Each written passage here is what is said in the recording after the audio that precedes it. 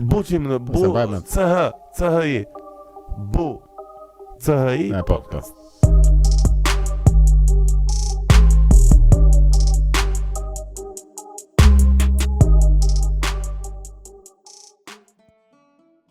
Yeah, so here we go again. This time it's another serious topic. Well, thank you for having me. My name is Vesselin Pavlovich. I don't think it matters what I study. I just mentioned that I focus on history partly. I'm of Serbian heritage, Vesselin Pavlovich, even though that was a very very long time ago. But I speak some Serbian and I'm mentioning it because I think it's relevant to the topic. Yeah, it is relevant to the topic. The topic is Balkan and Balkanism. Balkanismus? Mm-hmm. Is that the thing? It must be. It must be, yes. I'm pretty sure it is. Balkanicus. Yeah. Balkanicus. But I was actually a bit surprised, yesterday it happened really spontaneously. I don't know how we even got to talking about this certain topic. Maybe we should mention, for the sake of the podcast, what we're going to discuss. Wait, we were listening to these songs. Mm-hmm. Yeah. Goran Bregovic is the one you wanted me to play, and yes. then that's how we started. And we were talking about the things, and then you showed me the Yugoslav music from the war. Exactly. Yeah. Yesterday. Yeah. That was just the spike or the trigger that we decided to do it this early. Yeah, it's a surprisingly interesting topic because I have friends in Bulgaria. We don't to be for the sake of clarity, we don't listen to this a lot and we don't listen to it very seriously. It's more ironic, But that's the thing about these songs, if I may jump in maybe a bit directly. They're ridiculous for me, these songs, but that's simply because they're very typical folk songs that we have in the Balkans, and you're used to listening to them at parties or in clubs. And just generally with people who are, drunk, I suppose, and in situations where you don't take yourself very seriously. But then you listen to the lyrics and you see that, something's going on. Oi aliu muslimanski izrode. I don't know if you understand that. It means Muslim degenerate. And literally the song is about that if we talk about one of the more extreme ones. Yeah. And, you watch that video I sent you. Exactly. Can you just shortly explain the video? I will link it. Well, yeah, the video it talks about the different types of Yugoslav war songs, so to say, from the more casual ones where it's basically about being drunk and fucking high, to songs that basically promote genocide of Bosnians, for instance. And every country had its own more or less specific way of making these songs, including Albania. But Albania isn't in this video because it's about the first part of the breakup of Yugoslavia. But yeah, every country has its own very specific type of war music, and every song tries to send a different type of message. Like the Croatians, I would say they're trying to somehow distance themselves from the Serbian type of turbo folk. You wouldn't hear the same accordion or maybe the same instruments. That is very fascinating to me though, because they did that throughout the history. They were more Western than any other Balkan country. Well, starting from the religion, which they are Catholic instead of Orthodox. From the language, they got the Latin letters from the Frankish thing they were for a long time under. So there's been the cross line. If you the Croatia, and then it starts the European Christianity, and we have and Croatia was also part of the Ottoman Empire for a lot less time than everyone else. Exactly. They were part of Austria and Austro-Hungary after, for 200 years, maybe 300. So there's a big deal. And you can notice, I think you can sort of notice that in the songs to an extent. But obviously you can't, blood is thicker than water, so you can't really escape the Balkan motives as well. Of course. Even most of us have, still to this day, I think, this inferiority problem, that we probably some are ashamed of it. Or do not appreciate it and only focus on the negative shit, like the songs we were talking about. Because to be honest, man, the current song, I'm just gonna play very quick for the people to listen to the tune. Yes, it's hilarious. See,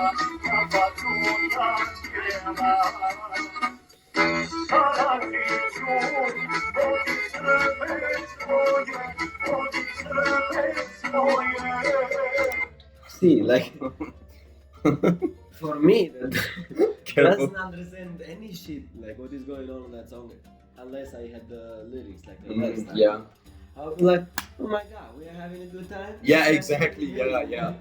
And then he says like, oh, he's gonna protect like literally a war criminal is your hero. I'm like, I guess like. No, absolutely, yeah. Or like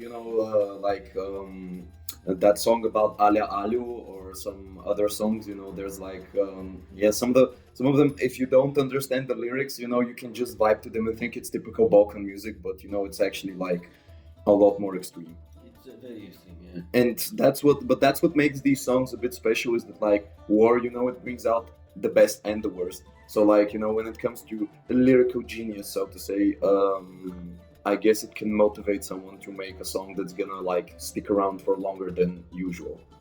And you see, usually the songs that are connected to bad times have the tendency to last longer than the songs that are related to good times. Like war songs. Well, I think it's because like you just it's because of all the extremes and all the extreme factors that you like associate with these songs, and because it gets really personal very quickly, and so in your mind like they have some special place because it's from that very difficult time. I don't remember. Maybe you don't know about this. Either last year or the year before that, Goran Bregovic used to go to like the Albanian Oktoberfest, which is like this beer fest held in Korça, border to Macedonia.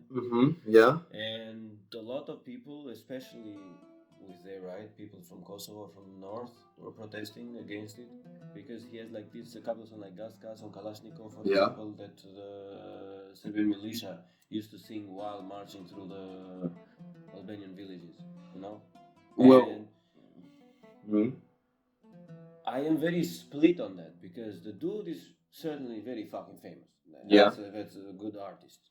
And his songs were used from these very radical people while they were slaughtering children and all of that jazz. We don't have to get very deep into that. But as much as I don't like that, I do not think that not having him there would have solved anything. No, I agree absolutely, and like I don't think it's right to associate. Yeah, like the songs themselves are like completely innocent. They don't really sing about anything. Like Kalashnikov, however it sounds, it's like just a fun song. It's not about like killing someone or shooting up the village. The grouping, the militia group of Arka, White Island. Had that song as the favorite thing to sing while doing the most extreme things. Well, yeah, but like I don't think that's right because if I can give an example, Bella Ciao. You know the song, right? Yeah, it's a fucking communist song. Yeah. Absolutely, yeah, it's a communist song, and it was very popular in the Red Army, and the Red Army, like they did like some bad shit, and like but you can't like denounce Bella Ciao simply because like some sketchy people use that song. Exactly. Yeah. There's like two butthead. Like how many serial killers in the movies listen to like Mozart and Beethoven? Yeah, exactly. Yeah, exactly. That's a perfect example. Yeah. Mm-hmm.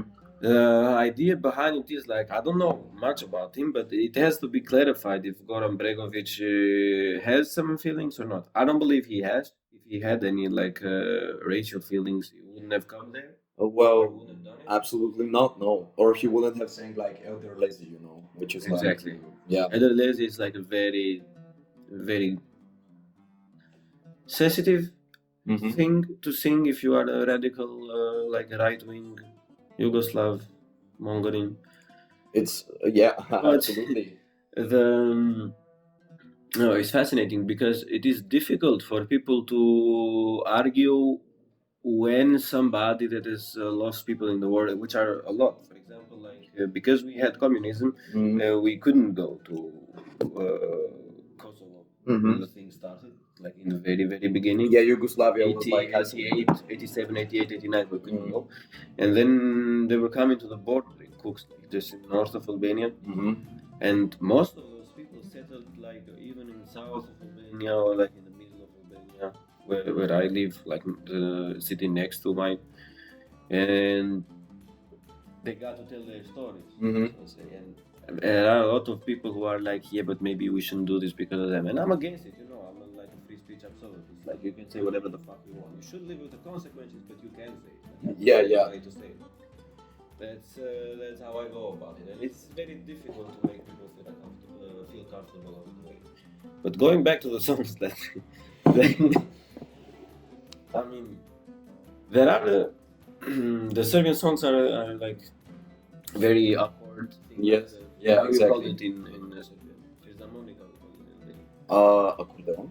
Accordeon. No, like that's I'm not sure how you call it in Serbian, but in Bulgarian it's accordeon. I assume like it's the same in Serbian. Like most likely it's the same. Yeah. Well, and you mentioned when we were talking about, like when we were texting about, you mentioned like all the Albanians and Kosovo have their own fair share of it. Do you have any specific example in mind? Because I went to research about it. Like if we had something like saying like kill the Serbs or I don't know. No. That's absolutely not what I mean. No, I mean like I'm not familiar with that type of song. Like I mostly said it because like I've watched some videos where like they play a lot of Marši Učaka. Like that's the one I told you. Marši Učaka though is like a liberation song, and the most extreme thing I would say is like people wake up and like it's the most they will go. No, but like I didn't specifically refer not at all to like lyrics that contain genocidal motives, so to say, like lyrics that contain more extreme things. I just meant like generally war music, you know, songs that were motivated by the type of resistance movement, I guess, in Kosovo back then, and from the war. Yeah, exactly. Yeah, that's what I mean. Song that I will probably show you later is this song here, which the name of it is. What's the name?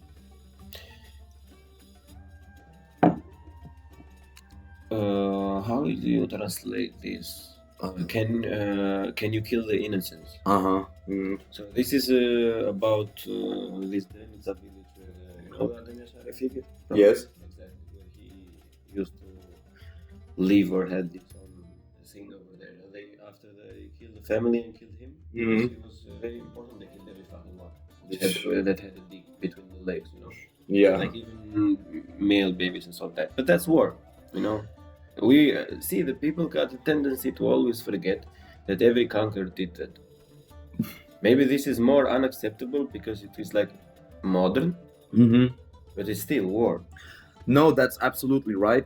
I agree. On the one hand, yes, I agree. And you know, if we go by like the example I gave with the Red Army from earlier, like yeah, they've done some crazy stuff, you know, to put it mildly. But you know, considering the things they had seen and gone through, like you know, back then especially, you can't really go to someone and tell them, yeah, no, don't do this thing in a country that was basically killing everyone you knew the last 4 years.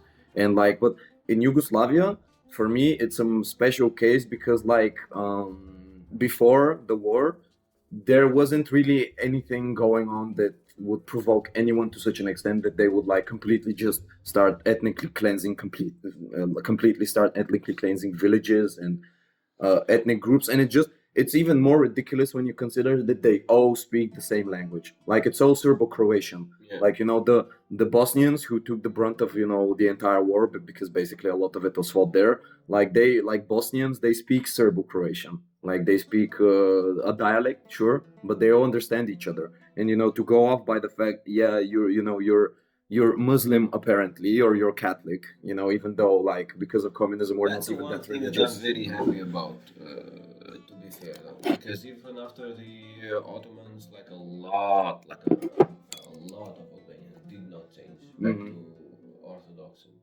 That hurt us back then a lot because of how we did not change it. Like Greece and Montenegro and Serbia took the chance. So they are like leftovers of the Turks. So we should probably take them, which they did successfully. But seeing back now in these times, like how we evolved to be and what like thinking on the values we hold dear, for example, like hope, being open, respecting. I'm very happy about it. We got anything. We got even Jehovah's Witnesses. What? Jehovah's Witness. Oh yes. Jehovah's The Witness. people want every time 40 minutes. I think we do, but like in Bulgaria, we have. Are they Protestant? No. No, Oh, they no. are like a sect, like a cult. I think surely we have them, but like mostly the cults, not the cults, like the sects we have are Protestant. Like those came in the 90s. But I don't know. I don't know about the religion. Like I don't know if it's. I think like during the Yugoslav war, religion, because again people weren't really that religious, like Bosnians, and I don't think there was like. Mosques or whatever everywhere. Like they were all, because of communism, they were all more or less atheist. Most of it varied by region to region, of course. Exactly, like in Albania, that's a very fascinating fact, though. See, in Albania, the mosque that will be built like in the middle of the Ottoman after the Skanderbeg, of course. Mm-hmm. Because people wanted to show, okay, we're gonna play ball. We also want some political power, and we also want to take like a post and stuff like that. Or after the communism, because then Mendoza fucking demolished everything. Yeah, first country to be like by law, not religious, like on paper. First and only, by that matter. And which also was a very bad thing. And after that, all of these influences, like Greek influences on the south, built a lot of churches.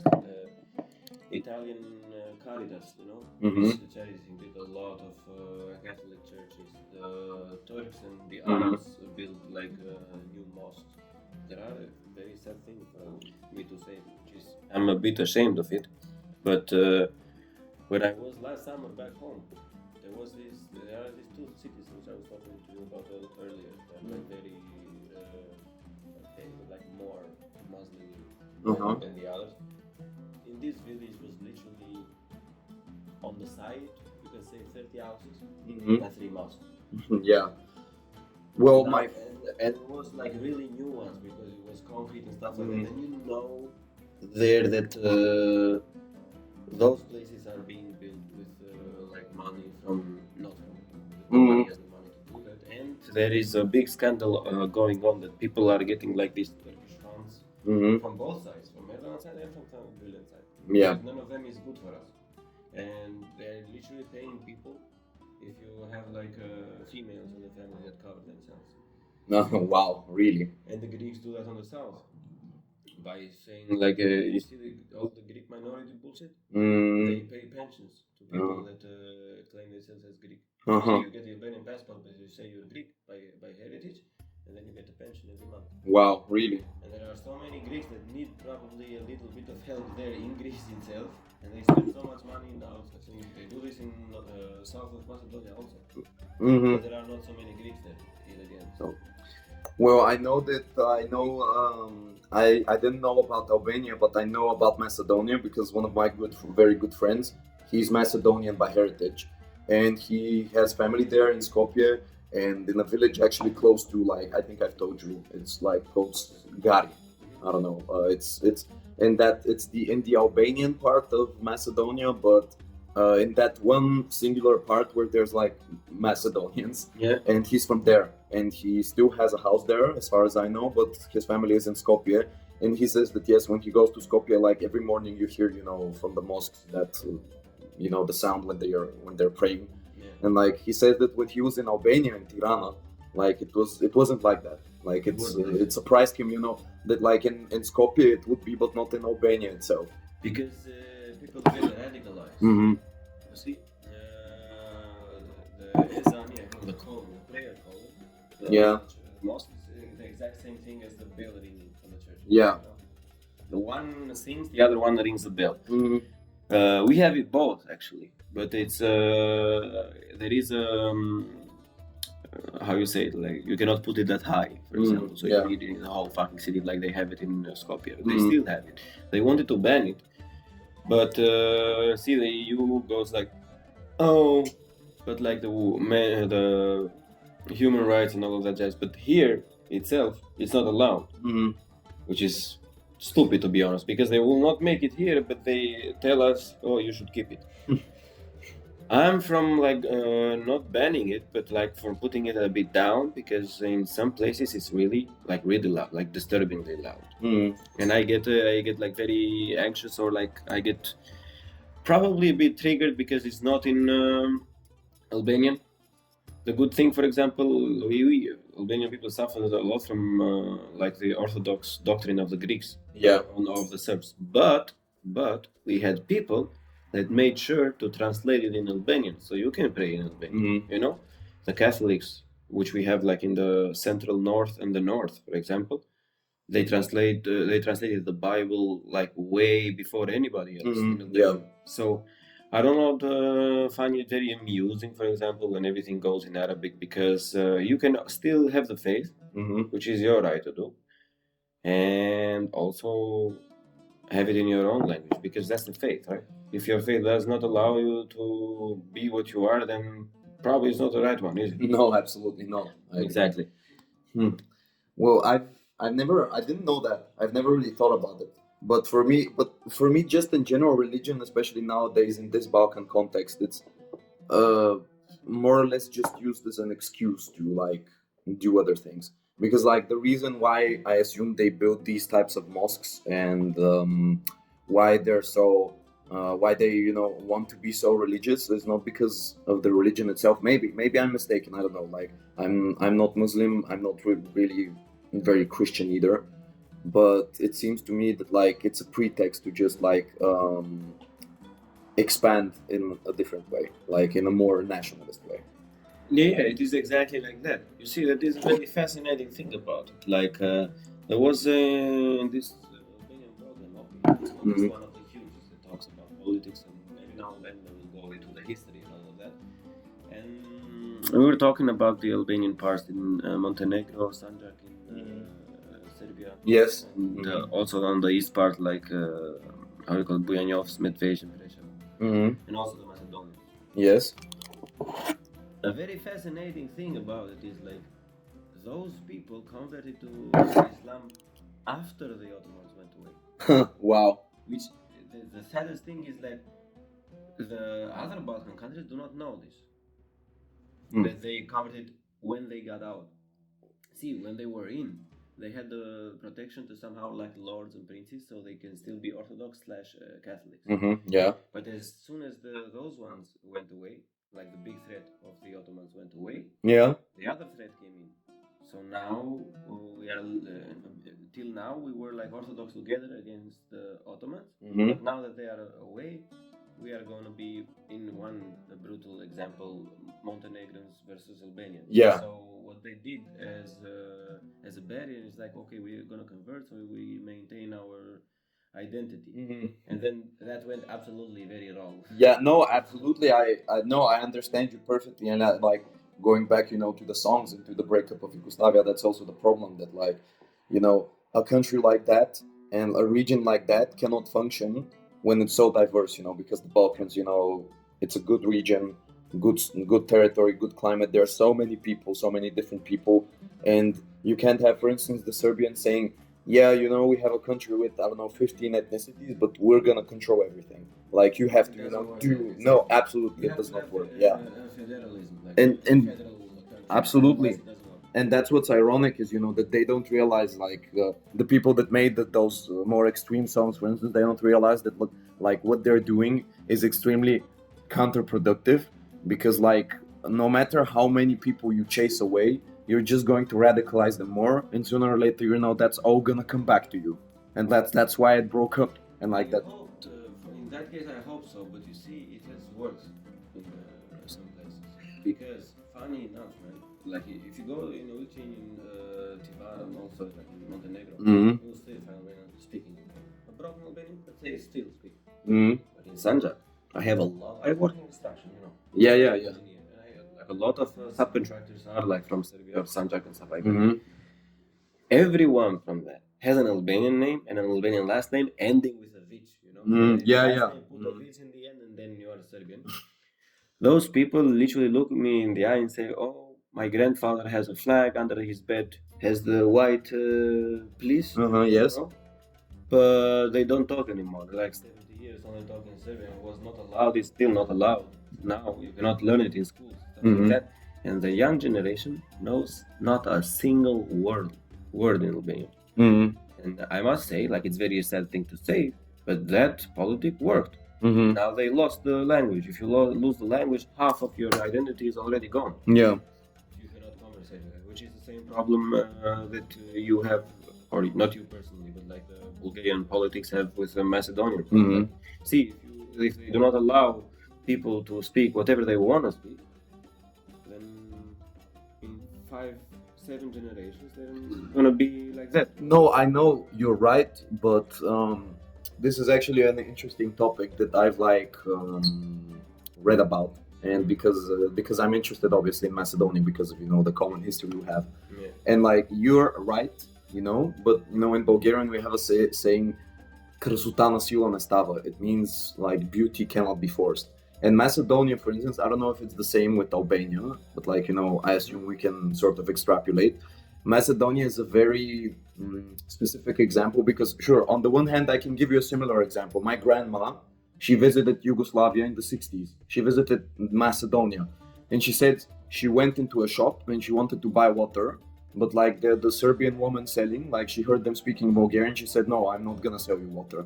But then an older woman came by, and gave them a water bottle and said, "Yeah, you're our girl. I will give this to you, but don't speak in Bulgarian around here."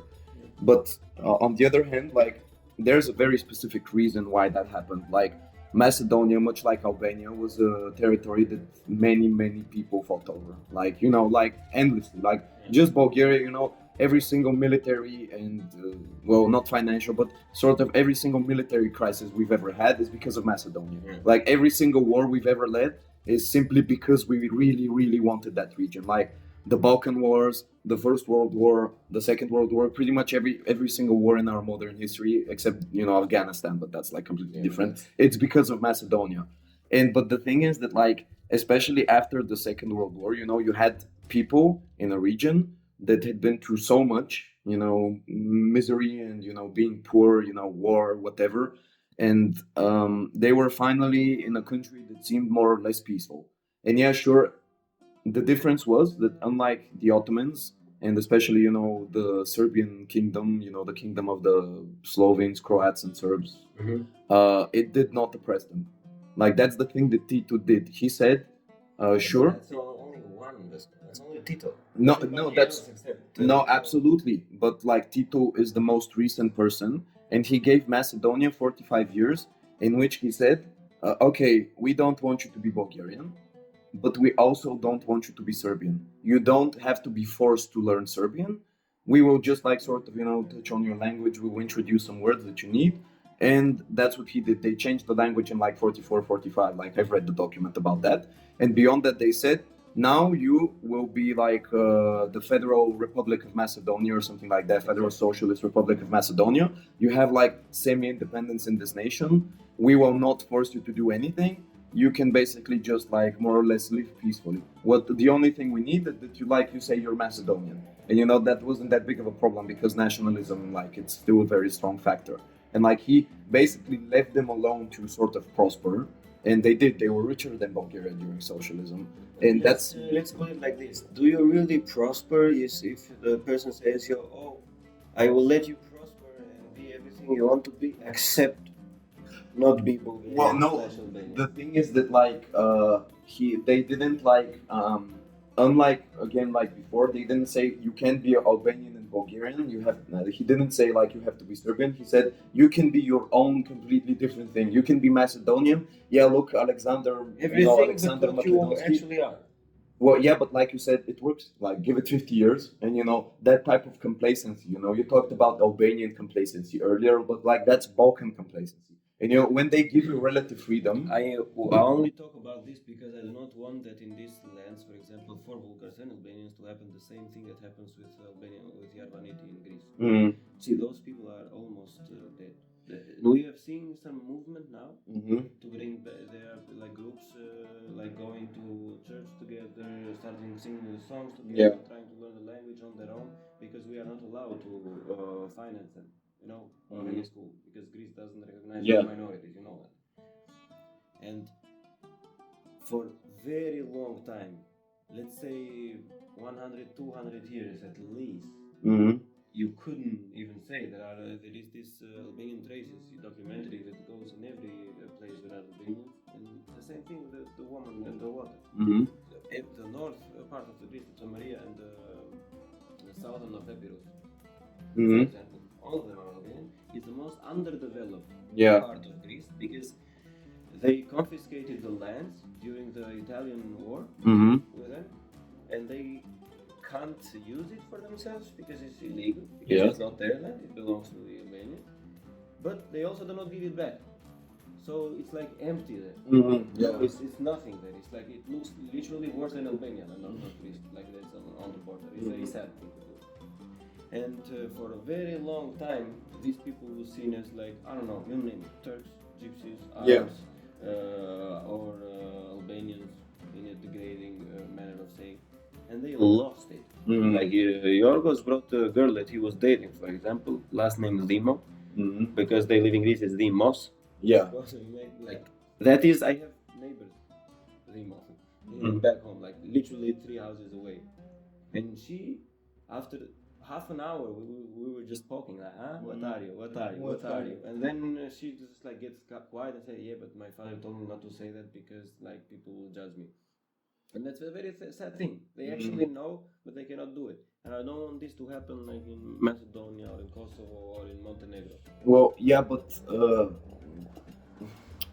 in Macedonia, it's already happened in the sense that like they have a cultural identity. They were like an outside force built one for them, and they embraced it, and they kept building on it. Like it's not stable. It's just like Serbia. It's not stable. I can't really say that. Like for me, what I'm seeing right now in Macedonia is basically what was happening like in Serbia, Bulgaria, Albania, I suppose to an extent, like 200 years ago to 150 years ago. They're currently in the process of like building up a national identity. No, it's not the most stable, but on the other hand, nowadays we don't really live in the time where you can just like declare war and just conquer region because you don't like what they're doing. Information all over the place, but the way I think it's not stable is it's just everything that, not to be a dick, but everything, everything that Serbia actually made as a project doesn't work because their story doesn't work. You see, I'm very fascinated by history a lot of times, and stuff that I got to know about when I met like Bulgarians here before you and all of that jazz. It's like you actually learn the history how it is, you know, like when you came to the region, like the first Bulgarian kingdom of 402, 420, something like that. Like you do it actually scientifically. You will learn the same thing in Germany, the same thing in the US. You will learn the same thing, everything. Why? Because it's the real thing. Now, on the counterpart, everybody does. The Croatians also learned the same thing. They came in the 6th and the 7th century, settled. Slovenians, of course, but those are another topic, you know. But the Serbs who came in the same time with the Croatian and after the Bulgarians say we've been here for 6,000 years. And then you go and study, I don't know, in Italy, in Austria, and everybody says no, like it's well documented that they came the region this time because fucking Romans and Byzantine, they documented everything. So thank God this is not lost. But if you feed people that, you have this kind of generations that do not know actually what is real and what is true. And that is not stable because a Serbian person, that is a bit schooled. I'm not talking about like a football fan that just goes and radicalizes. No, I don't care about that. But like a boy in our age, for example, go meet new cultures, maybe talk about these things. The reality will crumble, you know, because in the group of 10 people, all from different countries, everybody gonna tell them, no, this is like very, very wrong what you're talking about right now. And that is the sad reality, and that the Greeks do that also. We have two colors like on the south. They play ball with each other all the time, because they have like a figure of 30, like the same enemies. They have Bulgaria and Albania in the middle. So the enemy of my enemy is my friend. So that's why they play ball together, making like alliances or like having the same school structure. There are still schools, for example, in Greece, they teach the history that the Serbs teach, which is actually not a real thing. we have the best thing that happened, for example, with Bulgaria and Macedonia now. Maybe it wasn't the best outcome for the Bulgarian government or the Bulgarian politics, but you reached an agreement, you know? Yeah, that's Reached an true. agreement. Yeah. Every time we bring up the story about the north of Greece, they leave the room directly. They leave the room. And they threaten not to give us the thing about Europe. You know? Yeah. I don't think that's constructive. Let's talk about it. Let's see who is wrong, who is right. Well, but if I have to be like for a second, like if I have to be honest, we have those type of people in Bulgaria as well. Like what you described in Serbia. Yeah, of course. Maybe it's more widespread in Serbia. I can't really say because, funnily enough, I've never actually met a Serbian. Like I've met Serbians from Bosnia. Like I've met Bosniaks, but Serbs like from Belgrade, for instance, like I don't think I've ever met one. Like not here, not anywhere. But that's a very big indicator. Why don't you meet one? Maybe they don't mix with others. I don't know. Exactly, because they do not want their culture to shatter. I have only 3 good friends that are Serbian, and only 2 of them are like, yeah, we know what happened. Like, I'm sorry, I didn't have anything to do with it, but we know what happened. The other one is still put to 3 fingers, like it's 1999 again, you know. That's okay for me. Like, if you don't want to be open, that is your choice. But see, what I've come to recognize this last couple of years, even the Greeks are starting going out and mixing with other people. No, that's true. Yeah. But you see here Erasmus from Croatia. There was a photograph girl. How many Bulgarians are here? Albanians, you see all over the place, mingling with different cultures. How many Serbians have you seen? I don't know, like, but I don't know. I know there are Serbians here, but in general, I don't know, like... They all together, too much. Well, and we don't have a problem, absolutely not. In the thing, like when I meet one here, the problem begins like they are the only people who justify the war crimes, you know. And they always say like, oh, the Bulgars did this, the Albanians were like mafiosi and did the crime wars. Yeah, those were criminals. But you actually did it as a chanting policy. That literally was a fucking law to take everything. And you're saying, oh, but that's because of this, because of that. You cannot justify war. It's not like a German would say, oh, we killed the Jews because we were right. You will never hear that. No, absolutely. That's absolutely right. And like I think like in Bulgaria again we have that same problem, but not to such a large extent because obviously we've been exposed to like German and Western influence for a lot more intensely than Serbia because you know for obvious reasons. Exactly. But I agree with you completely, and I think that's a very important step that the Balkans still have to take. Like I think in the moment the only not to actually still I have to say like this, like not to be a dick again, but. I think as soon as the Albanian problems get solved in the Balkans, I think everything else would get solved. Because... you mean the Kosovo problem or the one with Greece? Everything. There is this Polish historian. I'm sorry for... I will butcher it because I don't remember. I will send you the link later and probably will link it in the video for the people to read also. He says like there is only one problem in Europe right now. He did this interview in 96, 97, I think. And that is the Albanian problem. And that is true.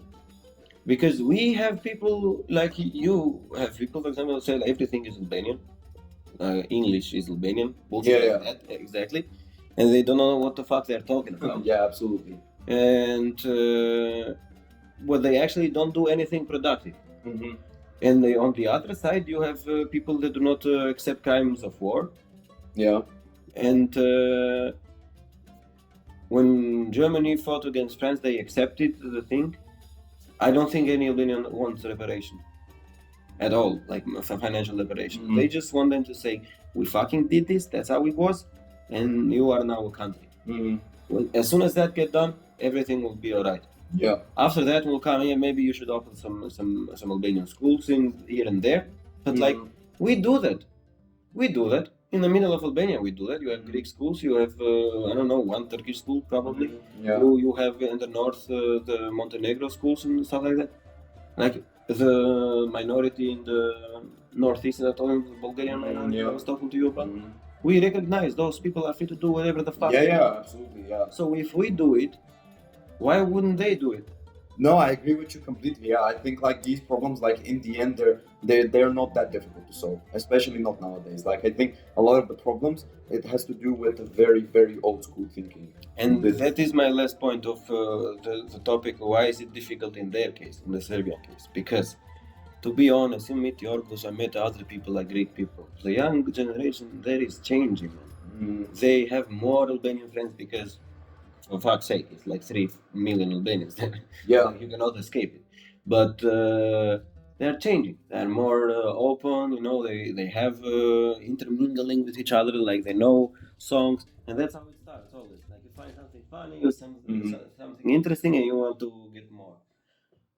But you'll never hear them say in a serious way, "Oh, Albania is Greece." They will only make that for fun nowadays. While the young generation, our generation of Serbs, is still like that. That is the only fear that I have, because they are not changing. Because if somebody that is 50 years old from Serbia says, "Oh, Kosovo is Serbia," sure, man, you were raised with that. No, absolutely. Like all people that lived in the Soviet Union that like still think Ukraine, it's Russian and stuff like that. Like yeah, exactly. I'm not gonna change their opinion.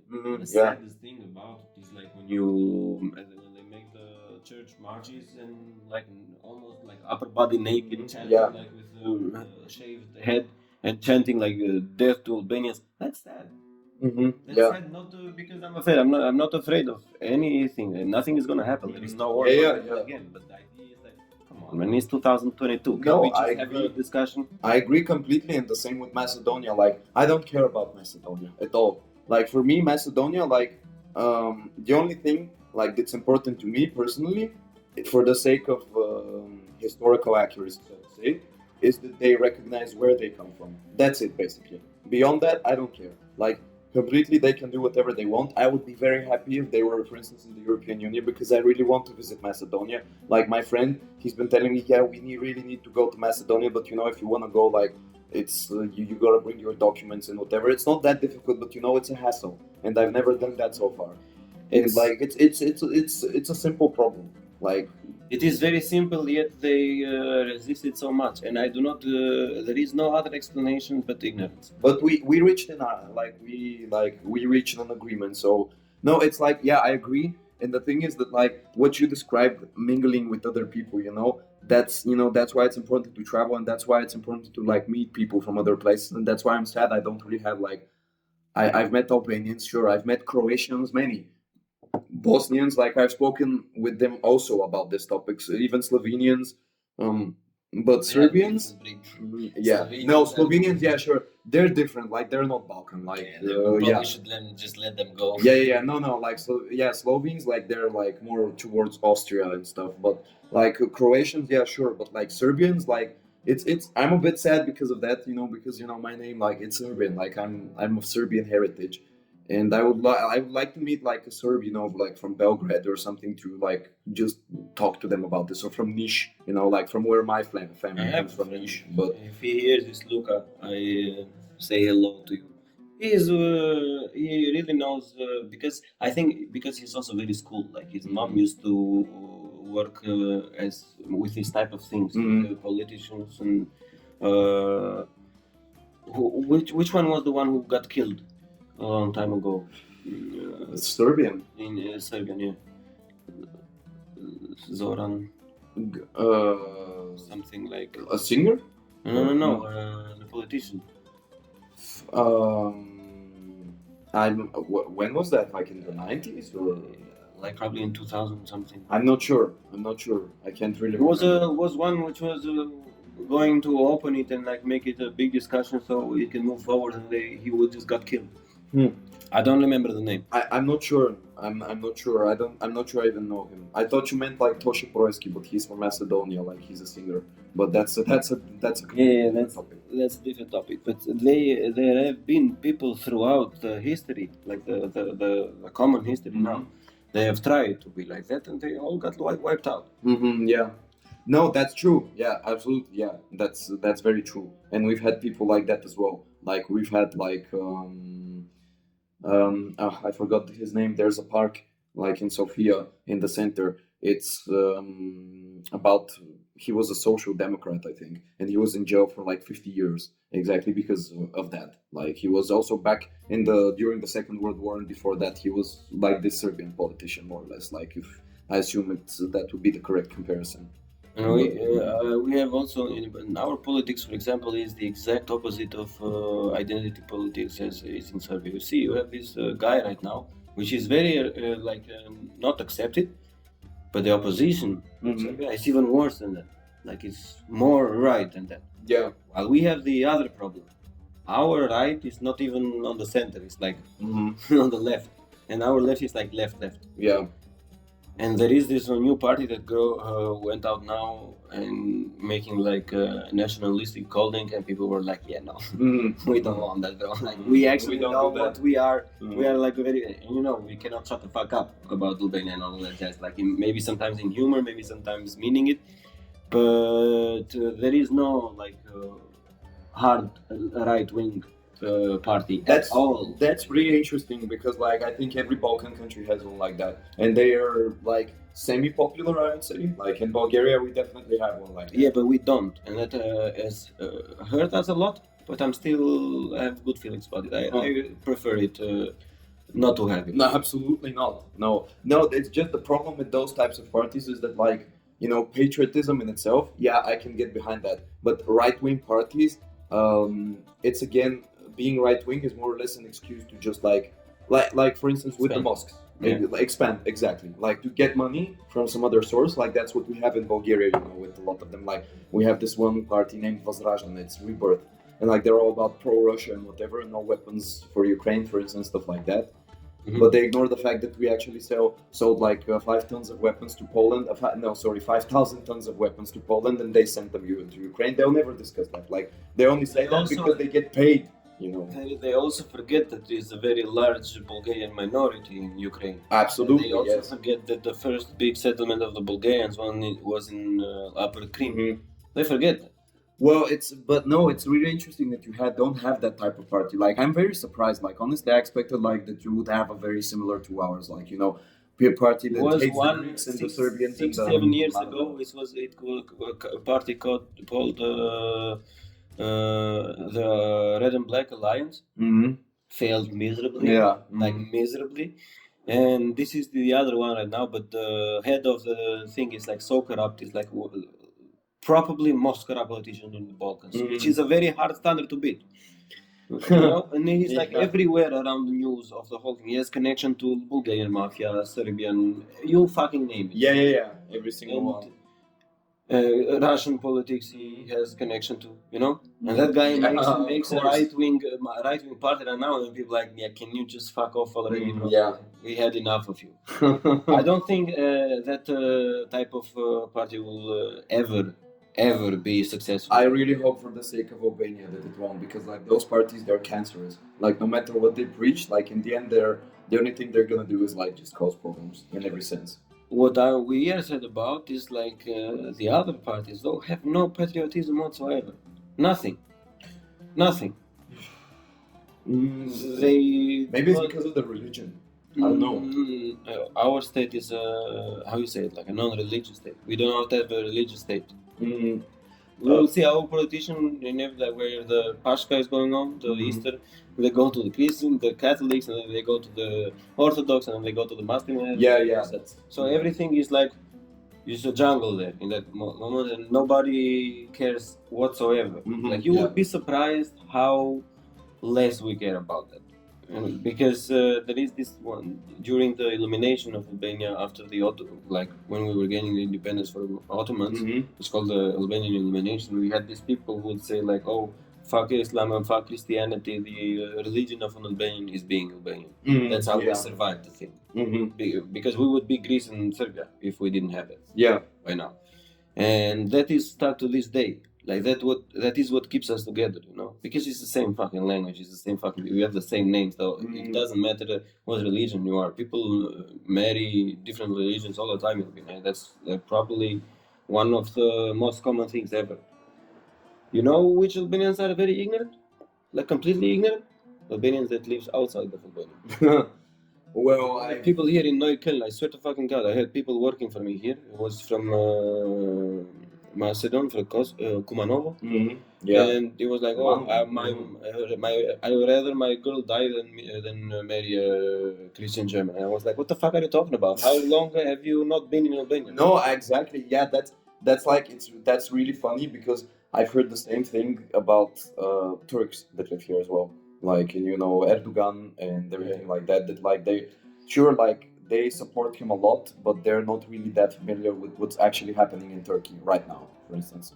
And I assume, but that goes for a lot of people that you know live outside their countries because like when you live outside of Bulgaria or Albania or Turkey for an extended amount of time, it's easy to latch on to what's good about the country without seeing the things that need to be fixed.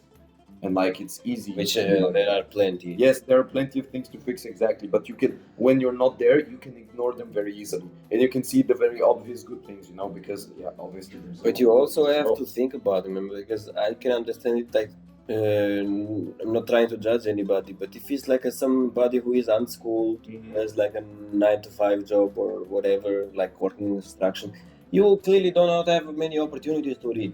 Probably it's 50-50. 50% is not your fault, 50% is your fault.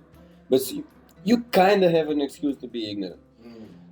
But if you are a person who studies and knows how to use the internet, and you still think like that, something is fucking wrong with you, my friend. No, I agree with you completely. Yes, absolutely. And like, that's like, that's the thing that like the more information you have, the more ignorant you get. Like it's sort of because a lot of people don't really know how to filter all that. And coming back, that's again the problem that we just discussed with the Balkan countries. There's so much information, but people don't really know how to filter it, and they latch on to this particular like easy topic that's very let's say pro-Serbian or pro-Macedonian or whatever, and that's the easiest one to embrace. Then like getting out of your comfort zone and like getting to know someone else. And like again, I don't know who's going to listen to this. I don't want to offend any Serbian or Macedonian that's here in Berlin, and they probably don't share this opinion that I have.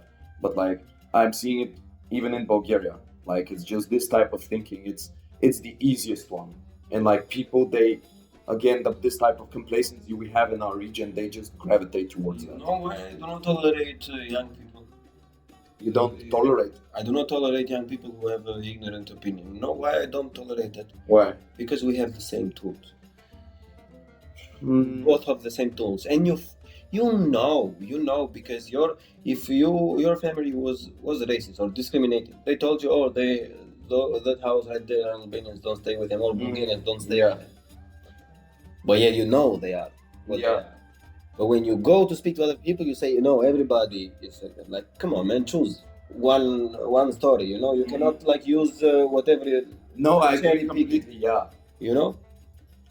Those cities, Pujanos, Preševo, Medveđa, the whole Sanjak, the whole southeast of Montenegro, they're still gonna be there after a while. We're not gonna take them back, never. It's already over, I think. It wouldn't hurt you to recognize the thing. No, absolutely, yeah. Like now, the borders, they aren't gonna change. It's not like Bulgaria is gonna take over Macedonia, or like Albania is gonna invade Kosovo and Eastern Macedonia. Like it's never like there's no point in not recognizing any of that, because like like much like Bulgaria, recognize that there's Turks living there, or like and that it was the hardest thing, to be honest.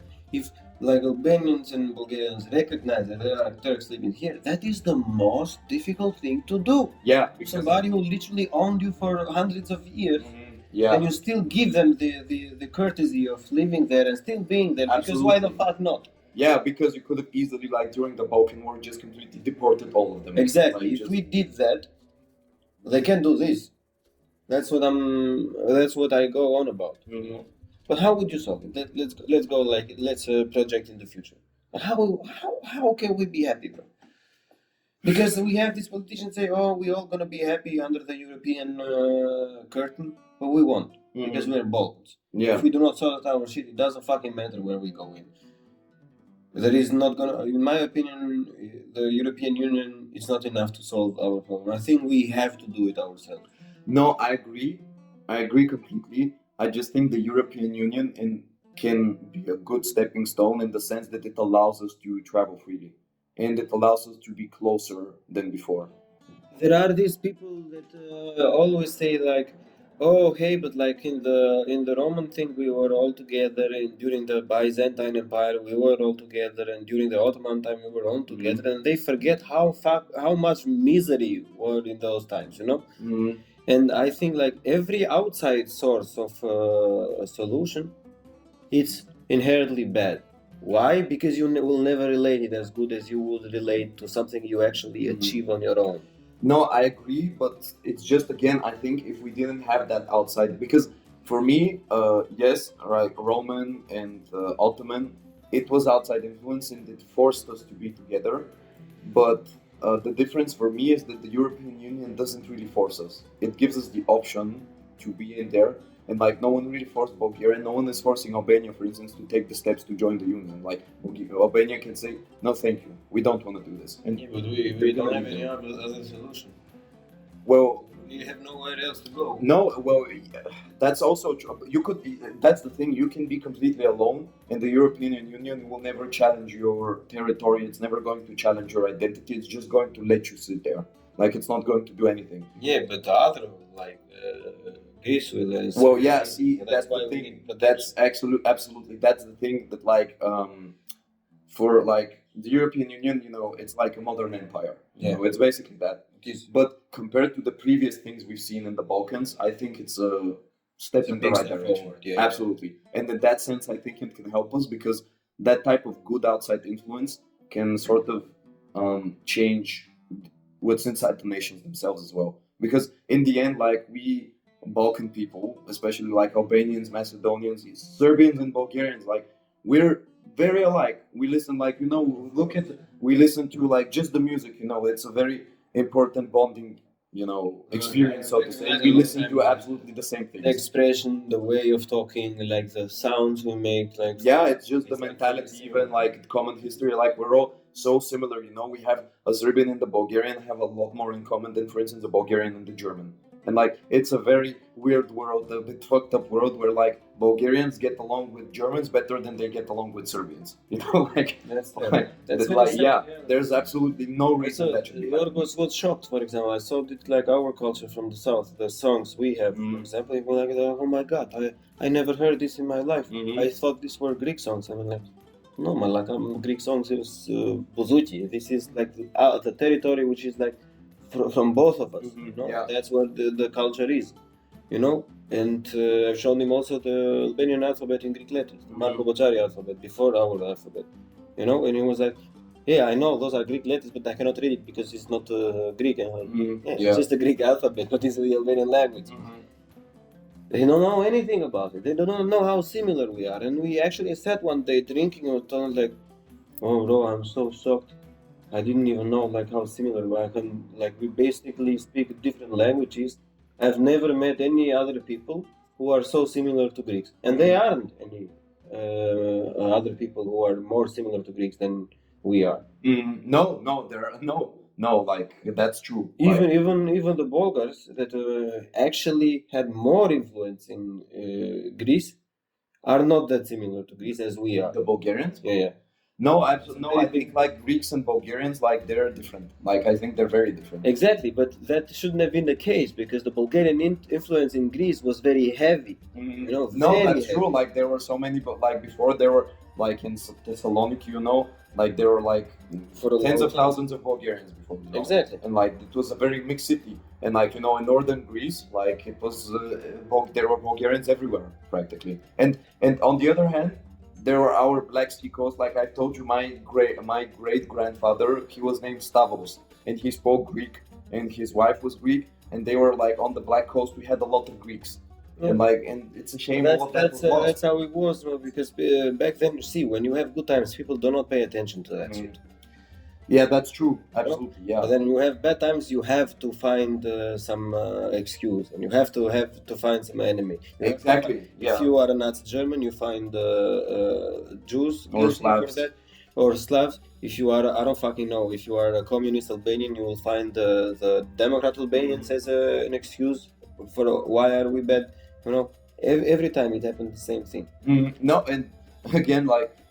Going back to these songs, like that's the biggest problem with them, is that like, you know, they're fun in theory, but like they cause that type of problem that makes you find an enemy and makes you see like cultural differences where there shouldn't be any. Like in this case, even among people that basically speak the same language. Like to makes you genocide people that like speak the same language as you. Like, can you imagine that? Like, yeah, it's fucked up. Like, it's ridiculous. What are your feelings in a Balkan Union? And I'm not meaning the Yugoslavia. I mean in the whole Balkan, including Greece and Cyprus, not Turkey. I don't think it can work at this point. Like, I mean, I think it can work in the future, but I think at this point, like, the more practical solution would be the European Union, simply because that's something that already exists. Whereas the Balkan Union, I think maybe in the distant future it can happen, sure, if like, you know, things change and they happen in a different way. But now, I think nowadays, like, people don't want that on the one hand. And I don't think on the other hand it can work, because there are still, like you said, there are still some problems that need to be solved. But once they are solved, and once we like, there are no, I don't know, territorial disputes, like to put it officially, and we've lived in harmony like for 30, 40 years maybe, and there's been sort of a change in mentality, and people just get a bit more educated in general, I think then it can work. But I think by the time we reach that, I think people will have like sort of reached a point where they won't really want to make an official Balkan Union because it already sort of exists between the nations. Yeah, but I will also think that like this is like my subjective thinking and my like also wish. Even if we all make it to the European Union, like as a whole thing, for example, I will still want us like in like a figurative way, not even like a union per se, but to have something on paper, just like the in the European Union to be like a Balkan. I don't fucking know. You name it, like an alliance, a union, something. Yeah. Something just to manifest the joint future and like to see like to make it also for like in the faces of other people, like look, you have always prescribed us like the Balkan gunpowder territories, and we will make something like in name of all the things we are making something that is gonna be exactly the opposite of that, probably only as a thing with nothing in it, but so we actually want to be like those, and I think that will be a very good thing. I think absolutely it will be a very good thing, and I think it can happen in the future, but I can see it happening when we're old. Like, I can see a future with that, but I think... No, I don't think it will happen in our lifetimes. No. I think maybe in like 50, 60 years, maybe, but maybe you're right. I don't know. You know when it's going to happen? When every country is recognized, when every country is established with not movable borders, and when every minority in every country is recognized and can speak their language and can open schools.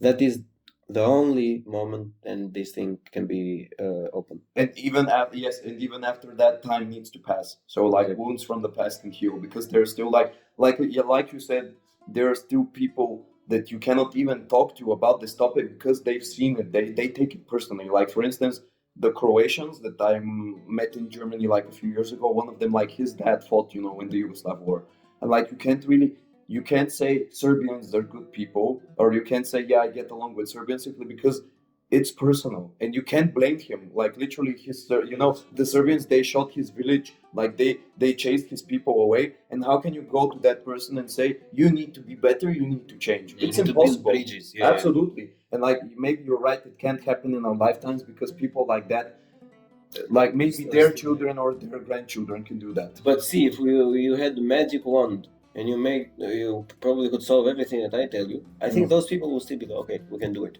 Because see, if you say to this person who fought in the war, if you say, but Serbia is recognizing now Kosovo or Croatia for that matter, is recognizing the genocide they made, is saying sorry, is letting people open schools and all of that. Yeah.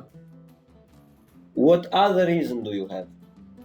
Well, because if you still have reasons after that, you're probably a piece of shit. Yeah, that's true. No. Yeah. No, you're right. You're right. Like, I agree, and there's plenty of historical examples, like, Germany and Poland, for instance. Like, Germany wanted to completely kill the Polish, and just 40 years later, like, they lived in harmony, Exactly. And, yeah. So maybe you're right. Yeah, maybe I'm like too much of a pessimist. I don't know, maybe too cynical, but it's just No, like that's a very good thing because it is gonna be like you say. My thing is like, let's take it as like let's think as if it will be. If it's not gonna be, it's gonna be very hard. It's probably one of the hardest thing to do actually. And then it's gonna be also, but I have this also a little bit like to go on the conspiracy a bit. Sometimes, but only sometimes. I don't think the Europe wants us to be happy with that. well, no, they don't really want us to be happy in the sense that like the Balkans are right now a good source of people, because like smart people, intelligent people, like people with like a normal way of thinking, they go to like Germany or like Scandinavia, like wherever, and they like help these countries. But like you're a good engineer. Like imagine how much, like if you continue living in Germany, like you're gonna work for 40 years maybe. Imagine how much you're going to do. Like you're literally gonna make them millions probably, like with the projects you do. And like same for me, if I stay here, if I stay for instance in academia or something, like that's a lot of work you're going to put in the country. And like in that sense, like I don't think they don't want us to prosper. I think they want us to live well. On the other hand, I don't think they want us to change the arrangement we have right now, because like they the want people to milk it, they want exactly they want to milk it. Balkan cow. But still, but that's like realpolitik, that's like it's politics. But on the other hand, I also don't think they want us to stay poor. Like I think they want us to have a better way of living, and I think that's why they give us so much money. See, but I read this thing about Romania and Bulgaria, because you got in the European Union, but you got in the European Union in a very weird way. It was like very dubious if you. Yeah, but like Greece as well. Like we didn't really like the obligation. No, we had Greece went in the European Union just because they are on the border. No, yeah, they didn't fulfill any of the obligations. Like their currency, you've probably seen that like they joined in 76, 78, something. Like their currency before that was like, going straight up, like every year, just massive inflation. And they joined the euro, and like it suddenly became stable. But before that, like that was completely unacceptable. Like they wouldn't have ever let, like, for instance, Spain or France in the Union.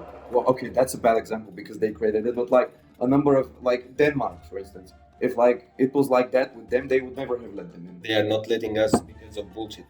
Yeah. When we started to get the negotiation status, we had 5 things to do. In the end, we've done 17 things. No.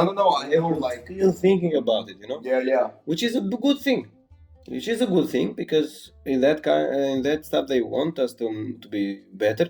But I think the way or the how you say it, like the priorities are a bit set badly. Yeah. I don't think the priorities in the Balkans is like, be open, be diverse, accept LGBT or accept this, accept that.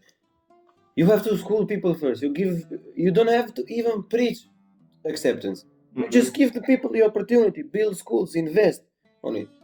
The people will always choose the good thing, because that's true. There's more stress.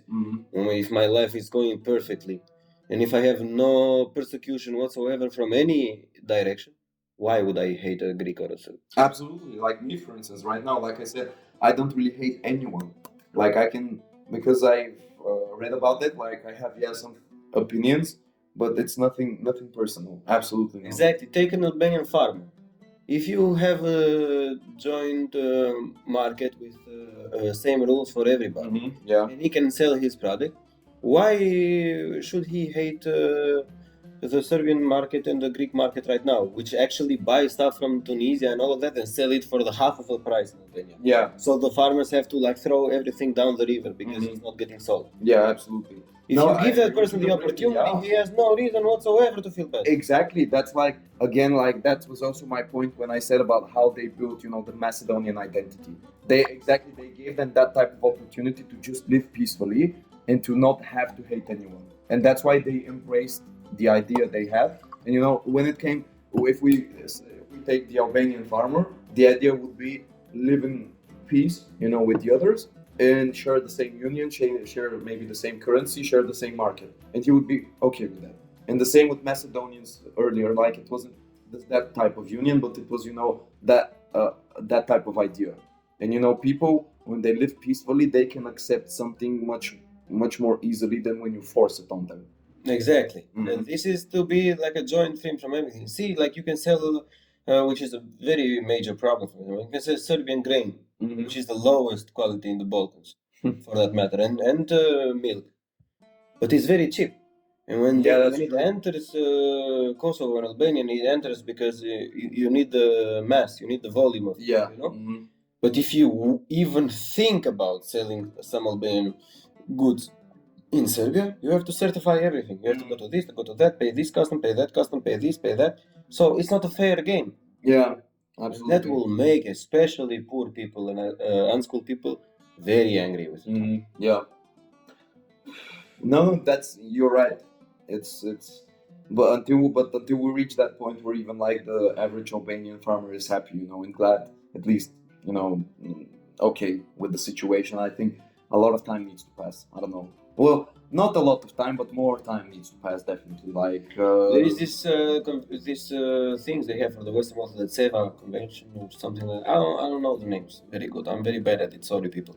But now you can move with ID cards in, I think, Montenegro, Macedonia. You can go with an ID card, not with passport. I think Bulgaria also, probably. Serbia also.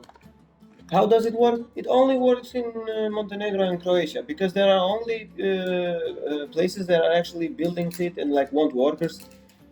Like the most of people that work here in construction, they have worked in Croatia before and in Montenegro. I swear to God. Interesting.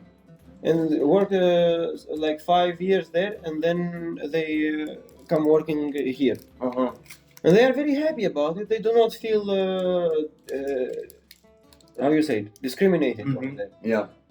But you never hear, oh, I went to work in Serbia. I have heard Albanian people literally working in Kazakhstan. Can you believe that? Wow. That is mad, bro. I mean, that is not so mad because they're literally Albanians every fucking where by this point. Yeah. But you feel accepted in Kazakhstan, but you cannot feel accepted in Serbia. It's very sad to me. It's very sad to me. For fuck's sake, we all drink rakia. For Yeah. Just for nothing, like, come on, man. I agree, but no, it is sad. Sometimes I think how would my life have been if my great grandfather had decided to go back to Serbia and not stay in Bulgaria.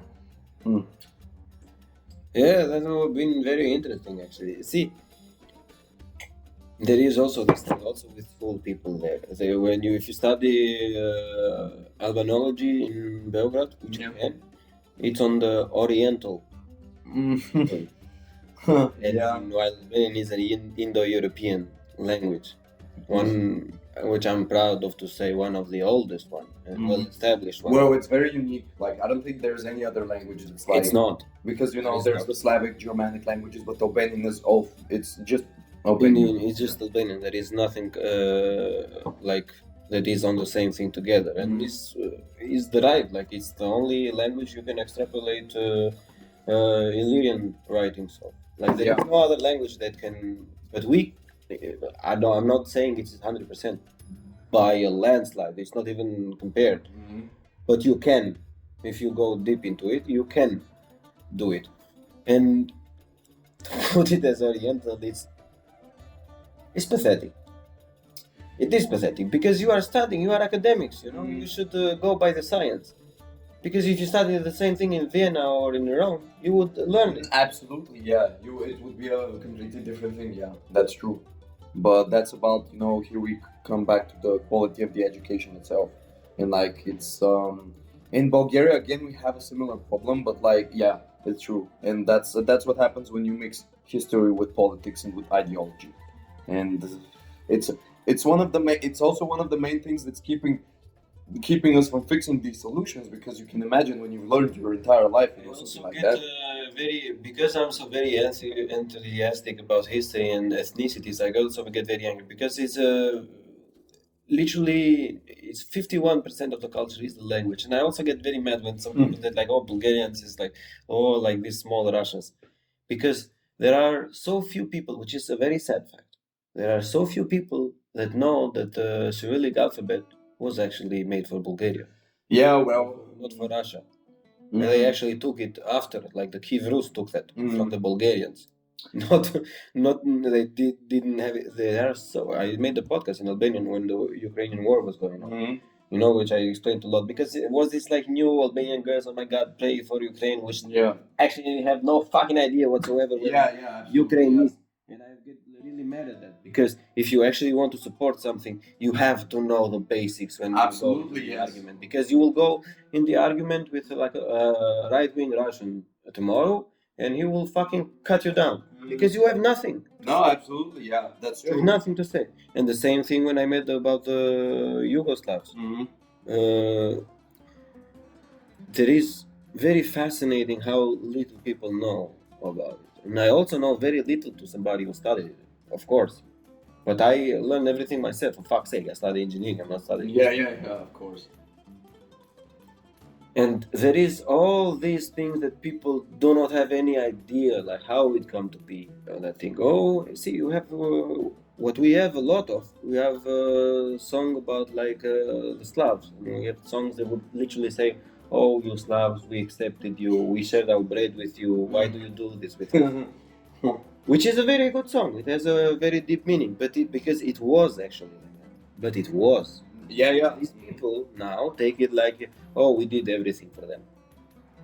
No, like the places that the first Slav settled was like there was no people there. We were all living in the cities and in the outskirts of the cities. When the Slavs settled like new land, which wasn't settled before, which was good for everybody because they were paying taxes, more investment. Exactly, yeah. You know, and that doesn't get old. Of course, it was in the Byzantine Empire in the 600s. But it's still the very same thing that is happening now. Like, if you get more input, why wouldn't you accept it? No, yeah, that's absolutely true. This really makes me think about the really wide range of topics. Like, but if I have to be honest, I'm starving. Like, this is the reason maybe you're noticing that I'm not as energetic as before. No, it's alright. It's alright. And like, I don't know, maybe I should be leaving you because you're not you when you're hungry. Yeah. I also don't have a sneaker to go. No, yeah. So like. No, we can pick it up another time. I think this is a very good start. Maybe the next time we'll have something. Yeah, we definitely could. Like, I hope like you're happy with the topics we chose, and whoever will be listening. I don't think anybody gets to decide if they're happy or not. Like no, just the manner in which like I discuss them because they're very sensitive, and especially for people from the region that we're discussing. So. Yeah, but I feel that's our job, though. Because well, yeah, if your opinion is a bit better, you should share it to bounce it off. Like, does it stick? Does it not stick? I agree with you completely. The problem is that like I grew up more or less walking on eggshells, so to say, because these things, like I said, in Bulgaria, you have people that are very sensitive about them, and some of the things I said now, like they would get angry at what I said, and like that's a good thing because they will try themselves. They will probably, if they are decent people, they would probably get angry in the beginning and then start thinking about it and see like, okay, is this right? Do I have to read about this? If I make one person do that, I've already that's won. true. That's already won. Yes. No. You're right. Yeah, that's true. Because only one is enough. Yeah, like Everyone is enough. Because that person might make like two people think, and like slowly but surely, it's going to lead to a change. Okay, Vesco. Thank you for being here, and we will see each other next time. Yes, of course. It was a pleasure talking to you. Bye, people.